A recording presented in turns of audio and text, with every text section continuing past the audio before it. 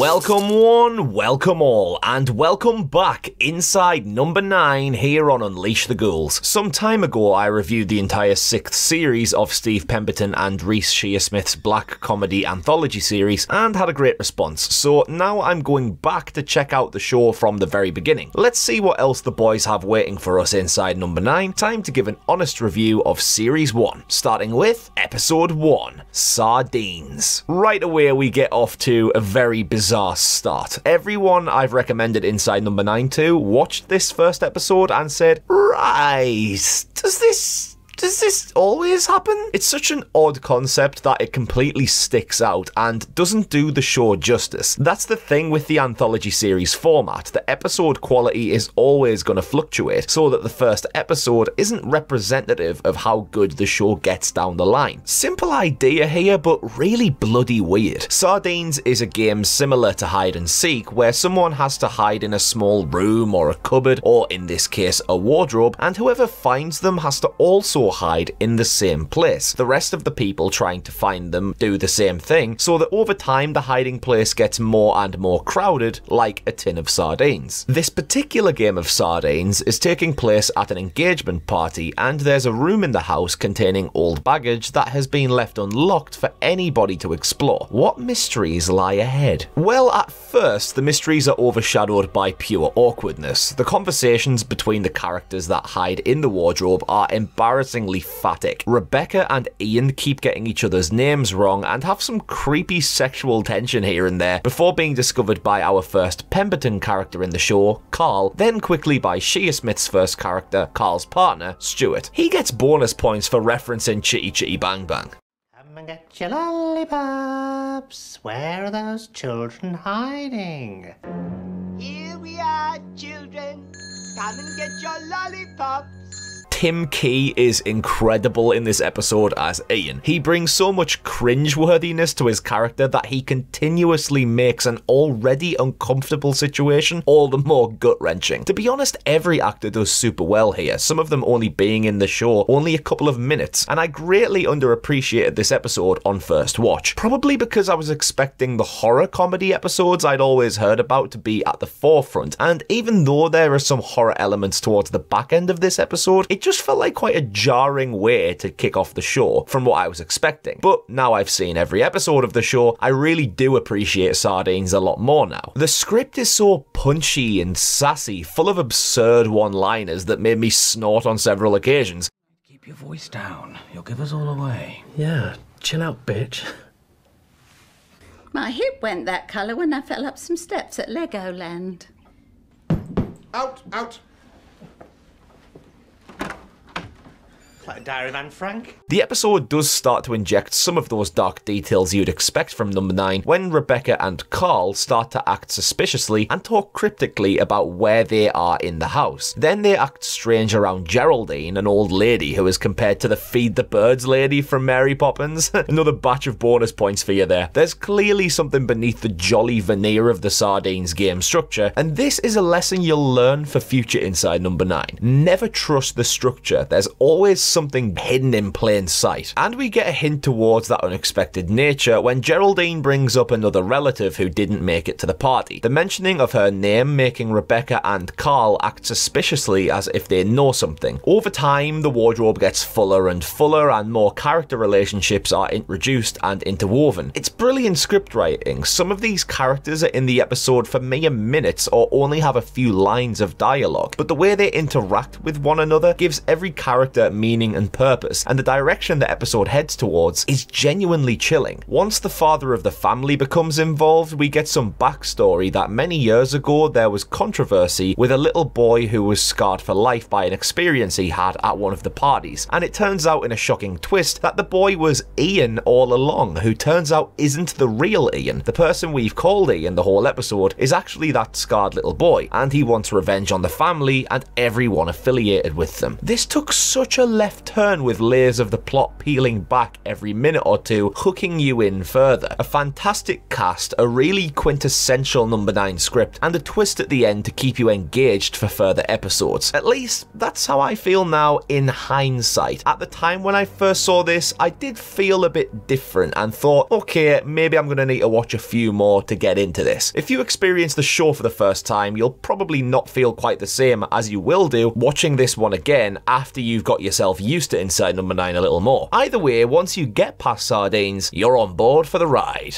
Episode 2, A Quiet Night In. What happens when you take inspiration from silent slapstick comedy and blend it with a home invasion? You get one of the funniest and most popular episodes of Number 9. Here, Shea Smith and Pemberton play two thieves breaking into a rich old man's house to steal an expensive piece of art, and there's not a single line of dialogue until the very end. Everything is told through body language, miming, lip reading, texting, any means at all other than talking, and that makes for such an engaging and intriguing experience unlike anything else the show has created since. The comedic elements here are top tier. Even right at the start when the thieves are walking onto the property, they trigger the security lights in the garden and they just stand there panicking, wondering what to do. The dynamic here is that Pemberton is the stupid one and Shea Smith is the smart one who has to compensate for him, but also isn't the brightest penny himself. To talk about every funny moment in this episode would be far too difficult. You may as well just watch it start to finish, but I'd love to highlight some of my personal favourites, such as when the thieves are barked at by the dog, and to prevent being detected, Pemberton picks the dog up and goes to throw it out into the garden through an open window, but Shea Smith closes the door just in time, and accidentally the dog smacks straight into the window. Then there's the fact they're art thieves, and the piece of art they're stealing is a plain white sheet, so they replace the artwork with kitchen roll, hoping nobody realises. Then there's the funniest scene in the show's history for me. Pemberton gets his eyes pepper sprayed by the cleaner and he reaches into the fridge to grab a cucumber in order to help bring down the stinging, but he accidentally cuts a chili in half instead and forces it into his eyes. That's just inspired writing. Comedy aside, the plot takes some seriously dark turns later on that provide that juxtaposition often experienced in Number 9. Everything takes a left turn when the homeowner murders his partner, who turns out to be a crossdresser, by the way. Then we get Rubadingy Rapids brother himself, Kevin Novak, showing up at the door as a deaf and dumb cleaning product salesman. Or is he? The final twist here is mental. Novak is actually there to also steal the artwork, and he goes off with the kitchen roll creation. What an experience. It's got so much to it in terms of entertainment value. The pacing, comedic timing, physical acting, the setting, everything just worked and connected so tightly that it was an unforgettable episode. I'll enjoy this one every time I watch it. Episode 3, Tom and Gerri. Hands down in my top 5 episodes this, may even be in my top 3. And it's more than just a pun of the cat and mouse cartoon characters. Tom and Gerri are a couple. Tom played by Shea Smith, Gerri played by Gemma Arterton. Tom is a teacher, Gerri is an actress. They begin to drift apart after Tom's life is completely changed by meeting a homeless man named Mig, played by Pemberton. Mig is Number 9's most memorable and impactful character to me. He's got the power where a lot of people refer to this episode as the Mig episode. Tom loses his wallet in the street and Mig kindly returns it. It's the start of a life-changing relationship. Mig becomes a friend of Tom's, sharing an appreciation of Charles Bukowski. Storytelling time goes from a few whiskeys to a whole night of drinking and takeaways. Mig worms his way into Tom's plans and life, being a devil on his shoulder and manipulating his decisions for him. All the while, Tom becomes more lost off with his life. The flat around him becomes more untidy and dimly lit over time, filling up with wine bottles and smoke, while Tom himself becomes scruffier and more irritable towards Gerri. Mig prevents all contact from the outside world by deleting Tom's phone messages, so now Tom's world is self-contained in a tiny flat with nothing but booze, cigarettes and Mig for company. Over time, the gas and electric get cut off, leaving Tom in the dark, and his and Mig's relationships have been completely reversed. The only thing that can bring Tom remotely back into the light is Gerri. We get a pretty huge double whammy right at the end here. Gerri says Mig doesn't exist. He's a figment of Tom's imagination caused by a nervous breakdown. Tom cleans himself up, and then his pal from school, Stevie, tells him the cause of what the nervous breakdown has been. Gerri died in a car accident. At this point, Stevie goes to get him a tablet from the bathroom and finds Mig drowned in the tub. But if Mig is only in Tom's head, how can Stevie see him? Mig was real after all? Now, I thought this at the time, and I want to get this off my chest because I thought this was going to be a red herring moment right at the end here, especially when Stevie said he was going to get Tom a tablet. It was quite an obvious line of dialogue there, but it's not obvious. Nothing in number 9's obvious. The whole episode on my first watch, I was scratching my head trying to work out Mig. It's such an unusual name that it surely must have some sort of deeper meaning to it. He could have been called Steve or something, but Mig, why is he called Mig? And at the time the word tablet was mentioned, I thought that must be it. Mig, like mg, milligrams of medicine. Mg could be pronounced in a forced way as Mig. So I thought Mig was going to be either a side effect brought on by the Migs of his medication, or perhaps became a figment of Tom's imagination because he stopped taking the Migs of medication. But nope, they just put a boulder on that path immediately with Mig being real after all and having no kind of link to the medicine. That's what Shea Smith and Pemberton are brilliant at as scriptwriters. They'll throw little bits in here and there to make your mind wander and try and work things out, but they end up being complete dead ends. This episode is a bloody masterpiece of television, and generally when it comes to recommending the show to people, this is the episode I tell them to start off with. The writing is so sharp, and though the comedy elements are present, they're put in the background in favour of storytelling and carving the outline of the Tom and Mig relationship. The symbolism of the flat and Tom's emotions being linked together so that as Tom breaks down, so does the flat, is a brilliant idea. Tom is sinking in a deep pit of depression where drinking and comfort eating and smoking and laziness can become part and parcel, and Mig acts as a catalyst to that downward spiral beginning in the first place. Beautifully paced and acted with an unraveling plot that keeps you hooked from the very first scene. This is one of the best episodes number 9 has to offer, in my opinion.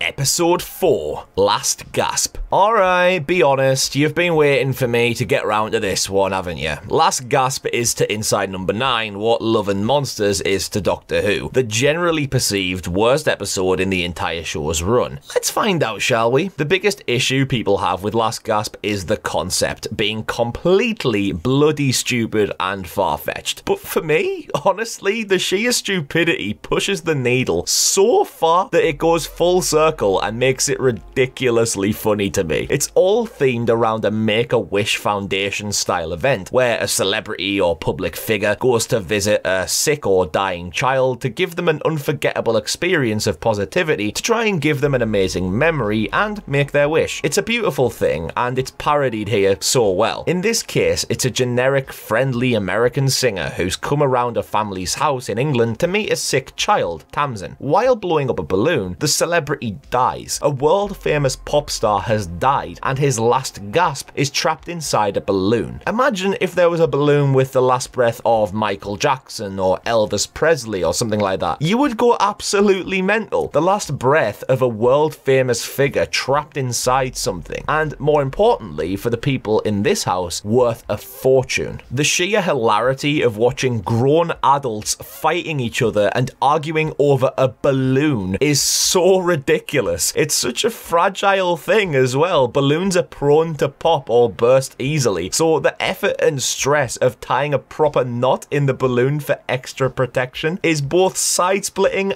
and weirdly tense. The characters interact far too seriously for the situation, and again, it's that juxtaposition that brings on the comedy. They get into full-on arguments about intellectual property rights and debate who the balloon's rightful owner is, or how they're going to divide the shares up. It's the sheer irony here that the child acts like an adult and the adults act like children. Plot twist time, Frankie Parsons, the celebrity, is still alive, barely, which is good news, but that means that the balloon is now next to worthless, unless they kill Frankie for real, which they do, but Tamsin, the little girl, sends the balloon off into the clouds by tying it to another balloon filled with helium. So everything was for nothing. This is by no means the worst episode for me, even though it has that reputation. I appreciate the contrast and the wackiness of the plot. The black comedy is strong with this one, and you might not like it, but it's an episode people debate and talk about a lot. It may not have captured your heart or spirit, but if it can get you talking and it's memorable, even for all the wrong reasons, then I don't think it can stack up as the worst episode. One of the weakest, perhaps? Yeah, but I mean, come on, it's not Last Night of the Proms levels, really, is it? Episode 5, The Understudy. This episode gives us a 5-act structure, literally, as we spend our time in a theatre dressing room where we witness what goes on after the Shakespeare performance ends. Pemberton plays an actor called Tony who is beloved and massively in demand, despite not being a fan of the desire he receives. Shearsmith plays his understudy Jim, an aspiring actor who wants to get into Tony's limelight. Jim is getting married in 6 months' time and money is pretty sparse. So after seeing how much Tony makes from looking at one of his payslips, the game is on to push for that top spot. Jim has some disturbing hallucinations of seeing himself in the mirror in character and seeing a murdered body on the dressing room floor. But what do these hallucinations mean? In all honesty, not that much. And this episode on the whole to me was a bit of a nothing episode. Definitely the weakest episode of the first series for me. Massively weaker than Last Gasp, that's for certain. Ultimately, the climax is that Jim becomes top billing after Tony falls off the wagon, having previously been a bit of an alcoholic, and gets drunk during a performance after his drink is spiked with vodka, injuring himself in the process. Then Jim starts living his life of luxury as the top billed actor. He eventually becomes a world famous actor and meets up again with Tony, now wheelchair bound from his accident, and his carer is a woman who worked for Tony when he acted, Kirsty. Turns out Jim's fiancée, who we spend time with throughout the episode, Laura, split up with Jim for unexplained reasons, but then slit her wrists in the changing room. Then Kirsty reveals that she was in charge of Tony's fate all along. She got their lesbian micromanager fired by making accusations that she was touching her inappropriately. She caused Tony's accident by spiking his drink with the alcohol, all to get Jim to be a star through her desperate adoration of him. And that's about it. Nothing much more to add here from me. It was okay. Actually,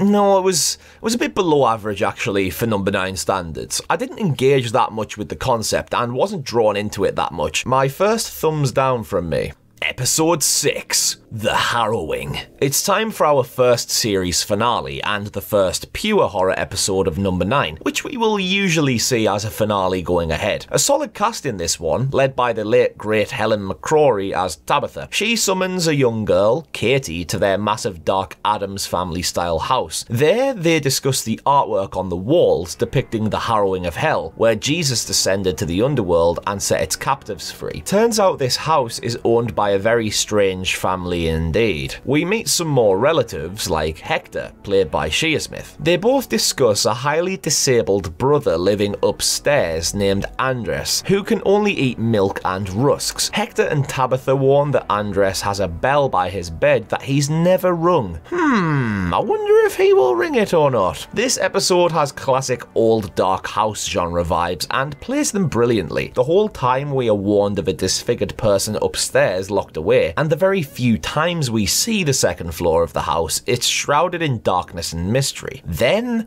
the bell rings. Hot damn, never thought that would happen. Katie and her friend Shell, who's now came round the house, find a salt circle around Hector's bed before stumbling across Andres. But it's just an old man with a bandage around his mouth. They've been warned that he has no mouth at all. Who or what is he? Turns out he's the embodiment or the host of Castiel, the demon of mischief, and Hector and Tabitha want Katie to be the new host of Castiel for the next 50 years. A super creepy ending ending here as Katie is tied to a chair in her underwear while Castiel makes his way towards her. The choice of actor, body movements, makeup, and facial expressions here are absolutely horrifying. By far the scariest imagery of this series. I really do enjoy this one, and I like how Shea Smith and Pemberton have utilised the Castiel mythos in a contemporary setting, a concept they come back to multiple times, such as recently bringing in Mephistopheles for Series 6. It's a dark, horrific episode, but still contains plenty of comedic one-liners and funny elements. Interestingly, this episode is one that doesn't feature Pemberton at all on screen, which is a hugely rare occurrence, but this script wouldn't have suited him being there, to be honest, even if it were he who played Castiel. Overall, a really fun but dark one to close off Series 1. And rest in peace Helen McCrory, by the way. So there we have it. There's my honest review of Series 1. If I were to rank the episodes, I'd have Tom and Gerri as my favourite and The Understudy as my least favourite. A Quiet Night In is brilliant. Sardines and Last Gasp are strange, but I think they're both quite underrated. And The Harrowing is a solid spooky creepfest and a great finale. Be sure to check out the channel in future where I'll continue tackling Inside Number 9 with honest reviews, moving on next to Series 2. See you then, Ghoul Gang, and if you be as so kind as to subscribe to the channel if you haven't already, that would be much appreciated and help our channel to grow to more amazing viewers like your good self. I'm Connor from Unleash the Ghouls, and I'll join you again in the near future inside Number 9.